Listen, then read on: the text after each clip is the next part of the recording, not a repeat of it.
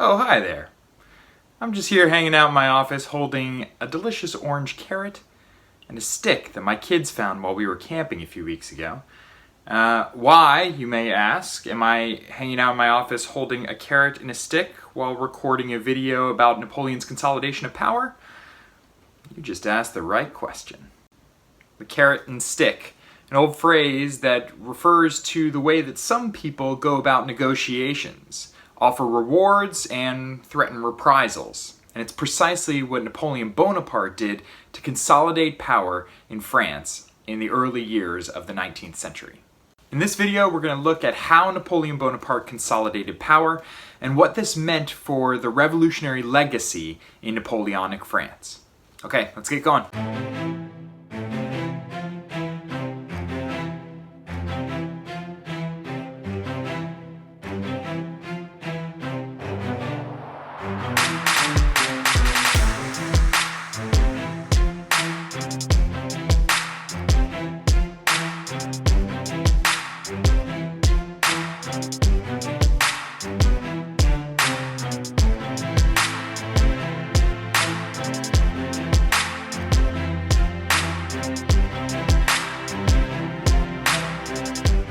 Okay, for this video, you're going to need something to take notes with, and one primary source, the Sinatus Consultant of January 1801.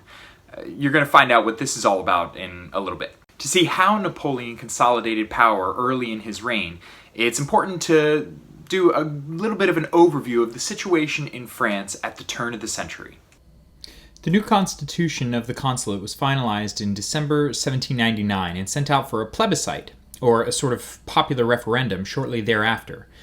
Approved in January 1800, the Constitution's passing meant that France had officially become the consulate, with Napoleon Bonaparte at its head as first consul.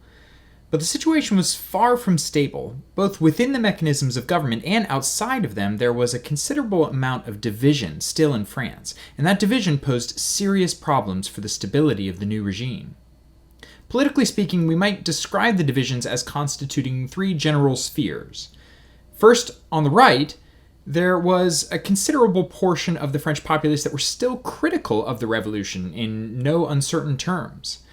Royalists were still active in France, even following the various suppressions of royalists during the Directory. Some moderate royalists wanted a return to the constitutional monarchy of 1791. Others wanted a complete reversion to the old regime. In either case, these conservatives sought to re-establish the traditional dynastic legitimacy of France and bring back Louis XVIII to take the throne.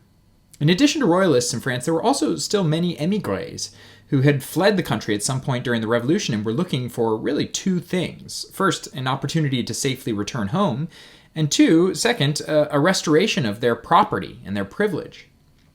Finally, there were royalists of a different social order. A group referred to as the Chouans were a continuation of the Vendée rebels from 1793 and 1794. While the original Vendée rebellion had been largely snuffed out in the years following the Terror, rebels of a similar identity continued to harass revolutionary officials and attack units of the National Guard and regular army, and most egregiously, even connect with France's foreign enemies, including Great Britain. Though a fairly decentralized movement, the Chouans mainly wanted the restoration of the Bourbon monarchy, the restoration of the Catholic Church to its place of former prominence, and a host of economic changes. So in general, the right posed this serious challenge to Napoleon and to the entire consulate regime. Yet there were challengers elsewhere too. In the political center, for example, many moderate Republicans were still skeptical of the new consulate and its young, charismatic leader. The Thermidorians, those political officials who had helped overthrow the Terror and led France during the period of reaction in 1794 and 1795, wanted a moderate, anti-Jacobin, and anti-royalist republic that would restore the rule of law. The Brumairians, those who had helped overthrow the Directory and set up the new consulate, largely supported the new government, but didn't all believe that the way that the new government was structured, particularly the prominent role of this new first consul, was precisely the answer for bringing stability to France. Sieyès is a good example of this. After hatching the plot to overthrow the Directory, he found himself unable to check Napoleon's influence over the process of constructing the new state, and ultimately he found himself somewhat on the outside of the political machine, worrying about the monster that he had helped create. And then, on the left, there were still many who felt that the work of the revolution wasn't done yet. Jacobins continued to exist both within the state and outside of it. They tended to push not only for republicanism, epitomized in the call for the restitution of parts or even all of the Constitution of 1793, as well as measures to protect the urban populations of France, for example, grain controls. The people they were advocating for, the sans-culottes, were also still around. They wanted the same things that they always did: involvement or control of the political process, caps on prices, and vengeance on the enemies of France, in this context those who had attacked them during the Thermidorian reaction and the White Terror. So as you can see, these groups came into significant conflict. They were pulling France in different directions, and it was up to the new first consul to figure out how to resolve these issues. And if political divisions weren't enough, France was also suffering from an increase in crime and brigandage. The overthrow of the Directory had created a sort of political and institutional vacuum, and filling that vacuum was any number of people who sought to take advantage of the lack of oversight and control in various regions in France. Writing from the Department of the Ardèche, for example, a judge named Chalamel reported, "Crime is increasing frightfully. Many municipal agents and government commissioners have been shot by brigands.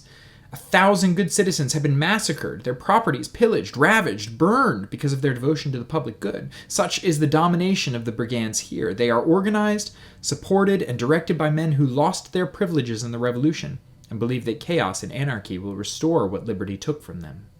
In the Ardèche, it seems, the brigands were largely the same types of people that emerged in the White Terror. But elsewhere it was different. But the story as a whole was the same. Disorder, lawlessness was seen throughout the nation, and the young first consul had to figure out how to bring it all to an end. You see the problems. Now let's check out how Napoleon attempted to solve them. And let's start with what Napoleon did with the right. The first group that Napoleon sought to deal with were the conservatives. Even before the ratification of the new constitution, Napoleon took steps to win the Chouans to his side. He put out messages directed to them, casting himself as the next best thing to the Bourbon monarchy. In a meeting in 1800, Napoleon allegedly said to one of the leaders of the Chouan rebels, "The Bourbons no longer have a chance. You've done everything you ought to have for them. You are good men, but now ally yourselves with the side of glory." On December 28, 1799, he proclaimed that the freedom of worship would be guaranteed, and thus the Chouans could have the priests that they liked and be able to worship freely. Napoleon also repealed the law of hostages, that infamous law of the Directory that allowed the government to imprison family members of émigrés and suspected counter-revolutionaries and hold them as hostages. And finally, he gave amnesty to many Chouans and many émigrés and allowed them to return to their homes without reprisal, provided they no longer take up arms against the state. Napoleon, in other words, started with conservatives by using the carrot. Yet the stick was not far behind. For those Chouans that continued to resist, Napoleon decided on quick and ruthless suppression. In a letter to the commander of the Army of the West, tasked with suppressing the rebellion, General Brune, Napoleon instructed him to, quote, "pursue the brigands with energy and make the whole weight and horror of war come down on the rebels." Brune was given the charge to enact martial law in the West. Villages that resisted the advancing armies were burned to the ground. Captured rebels were to be executed without trial, and leaders were executed even after surrendering. Napoleon was ruthless with those who continued to resist his authority. The first consul also tried to nip the royalist issue in the bud by dealing with the Bourbon family head-on. Shortly after the proclamation of the new consulate, Louis XVIII, or Louis the Comte de Provence, sent a letter to Napoleon in which he both flattered the new consul for being, quote, "the victor of Lodi, of Arcoli, the conqueror of Italy and Egypt," and also asked him to, quote, "seize the ultimate glory by restoring the dynasty which alone could ensure France's tranquility." A not so subtle request for Napoleon to place Louis on the throne. At first, Napoleon ignored the letter, but a few months later, he responded with a message that clearly delineated the line that he would mark between himself and the Bourbon dynasty. Addressing the would-be king as simply "Sir," he wrote, "You must not hope for your return to France. You would have to walk over 100,000 corpses. Sacrifice your interest to the peace and happiness of France, and I shall contribute with pleasure to the sweetness and tranquility of your retirement." Stick and carrot. Finally, Napoleon also tried to deal once and for all with the émigré problem.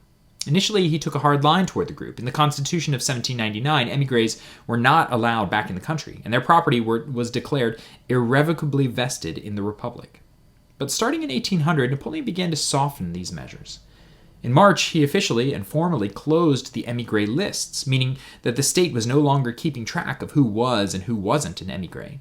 And then in October, he declared a general amnesty for all those who had taken up arms against the Republic, including émigrés that had fought against French armies in the years past. If they accepted the loss of their property and the fact that they would not get privileges back, émigrés could return to France. And interestingly, many did.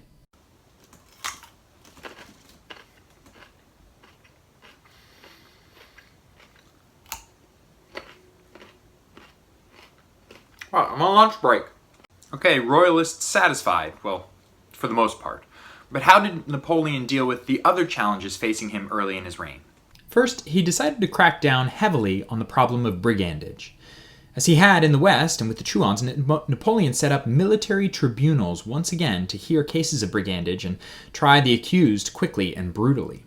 The new tribunals were courts without juries, and legal procedures were strictly limited. Defendants did not get the right to attorneys, and judges were given significant latitude in ruling in whatever way they felt would bring stability and order to the country.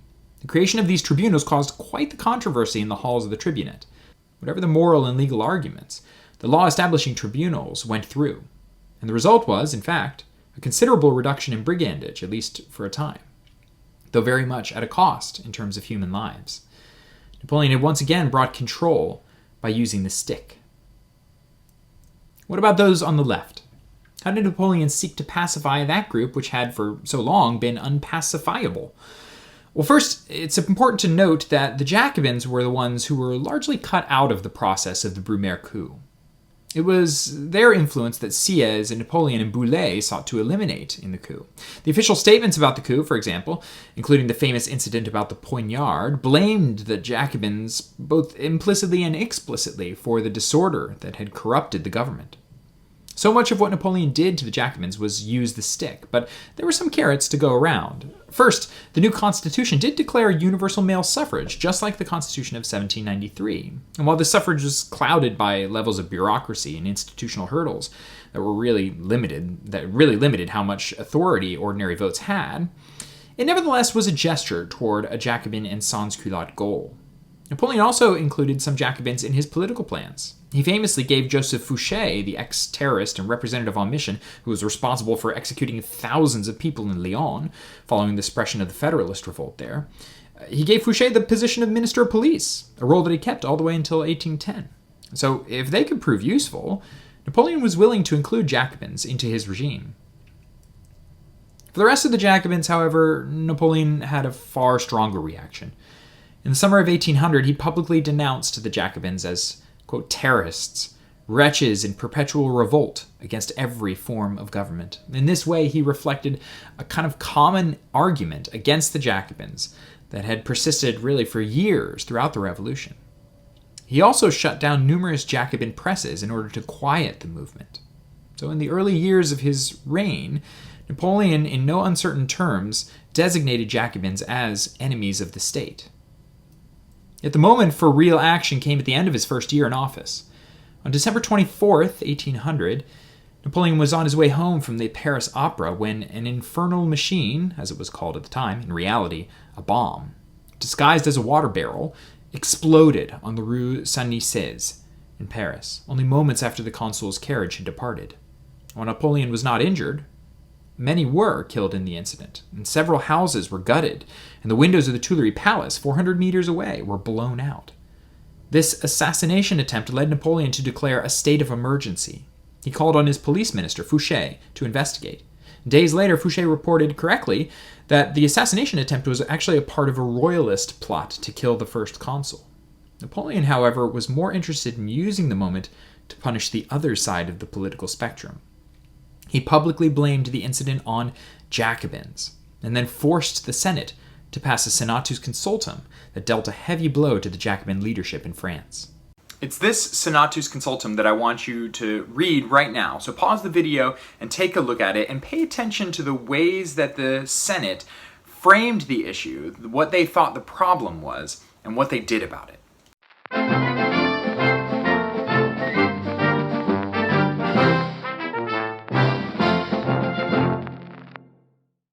The end of this document tells you what resulted from this piece of legislation. 130 Jacobins were rounded up and arrested and deported to the penal colonies in French Guiana and the Seychelles. 4 were eventually guillotined and 5 shot, yet look at the justification that preceded the judgment. Here's part of it. It's been well known for several years that, within the Republic, and in particular in the city of Paris, a number of individuals exist who at different periods of the Revolution have sullied themselves with the greatest crimes. These individuals, taking the name and the rights of the people, have been and continue to be at all times the source of every plot, the agents of every assassination attempt, the venal instrument of every foreign and domestic enemy, the perturbers of every government, and a curse on the social order. Napoleon was once again playing on that trope that Jacobins were equal to disorder, that they were the producers of disorder. And he used that trope as a justification to crack down on this group, despite the fact that they had nothing to do with the assassination attempt. Napoleon had no fear of being harsh when he felt that he could better secure his own control of the state through it.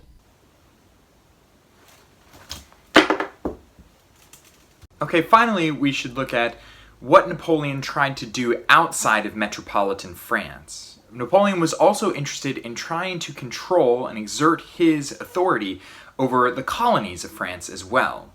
Last we talked about the colonies, we mentioned that one momentous event had occurred that completely changed the shape of the French Empire: the revolution in colonial Haiti.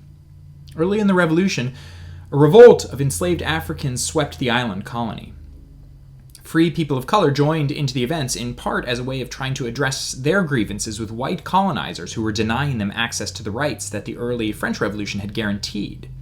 The revolution grew increasingly complicated as the years went on. The formerly enslaved found leaders such as Toussaint Louverture, who led them to significant successes over both white colonizers and the free people of color who fought against them.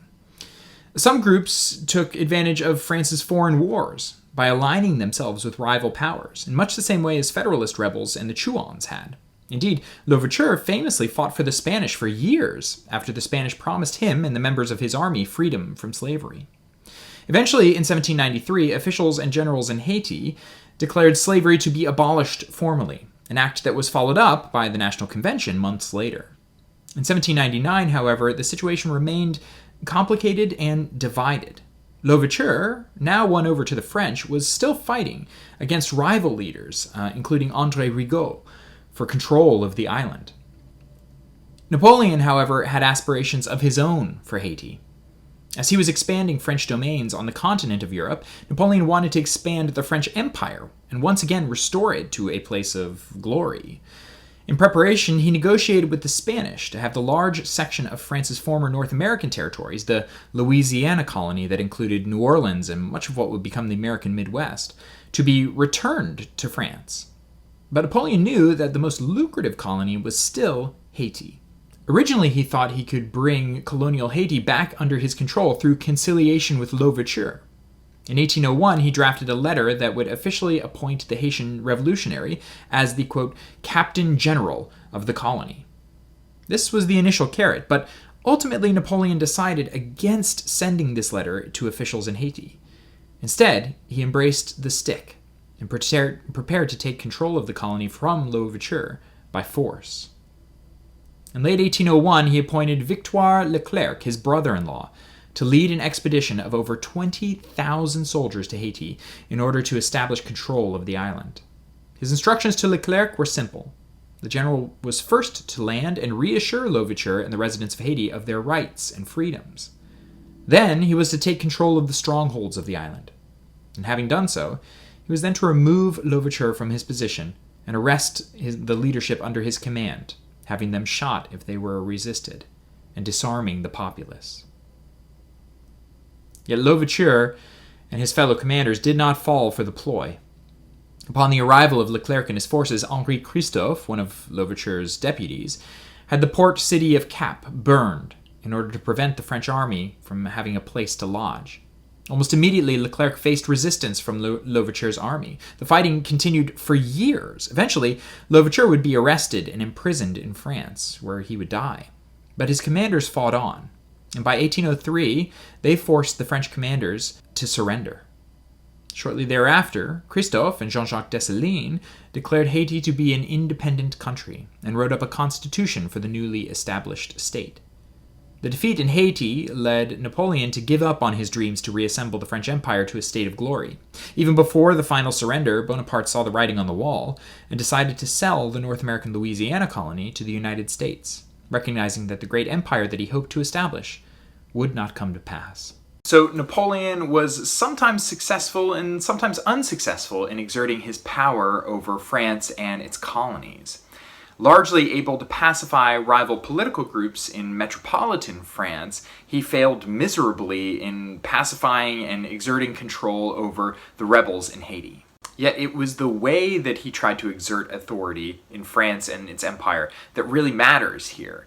Napoleon was willing to both negotiate and to threaten. He was willing to use both carrot and stick. And in so doing, he was able to both revive hopes about the legacy of the revolution and preserving the legacy of the revolution, and dash them. For in his negotiations, he sometimes kept some of the most popular elements of the revolution, but also in his use of the stick and his use of force, he eliminated many others. This complicated legacy that would follow him throughout his entire reign as first consul, and even into his time as France's first emperor. But more on that story later. In the meantime, good job, good luck, see you in class.